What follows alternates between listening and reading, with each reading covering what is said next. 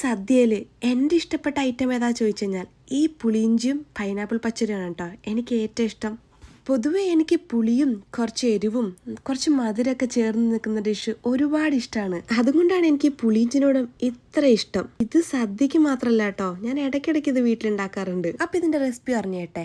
ചട്ടിയിലേക്ക് കുറച്ച് എണ്ണ ചൂടാക്കണം. ഞാൻ വെളിച്ചെണ്ണയല്ല നോർമൽ എണ്ണയാണ് യൂസ് ചെയ്തത്. ഇനി വറ്റൽമുളക്, കരിവേപ്പില ഇതൊക്കെ ഒന്ന് ജസ്റ്റ് റോസ്റ്റ് ചെയ്ത് അതിലേക്ക് ചെറുതായിട്ട് അരിഞ്ഞ ഇഞ്ചിയും കൂടി ചേർത്ത് കളറൊന്ന് മാറുന്ന വരെ ഒന്ന് റോസ്റ്റ് ചെയ്തെടുക്കണം. അതിലേക്ക് പച്ചമുളകും കൂടി ചേർത്ത് കൊടുക്കണേ. ഇഞ്ചിയൊക്കെ നല്ലോണം ഫ്രൈ ആയി വരുമ്പോൾ മഞ്ഞപ്പൊടി, മുളക് പൊടി, കുറച്ച് കായ്പ്പൊടിയും കൂടി ചേർത്ത് ഇത് ജസ്റ്റ് ഒന്ന് മിക്സ് ചെയ്ത് ഇനി പുളിവെള്ളമൊക്കെ ചേർത്ത് കൊടുത്ത് പുളിവെള്ളമൊക്കെ നല്ലോണം തിളച്ചു വരുമ്പോൾ ആവശ്യത്തിന് ഉപ്പ്, ജാഗരിയും കൂടി ചേർത്ത് കൊടുക്കാം.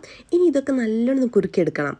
ഇതൊക്കെ നല്ലോണം കുറുകി വറ്റി വരുമ്പോൾ ഒരു നുള്ളു ഉലുവാപ്പൊടിയും കൂടി ചേർത്ത് കൊടുത്തു കഴിഞ്ഞാൽ പുളി ഇഞ്ചി റെഡി ആയിട്ടുണ്ട്.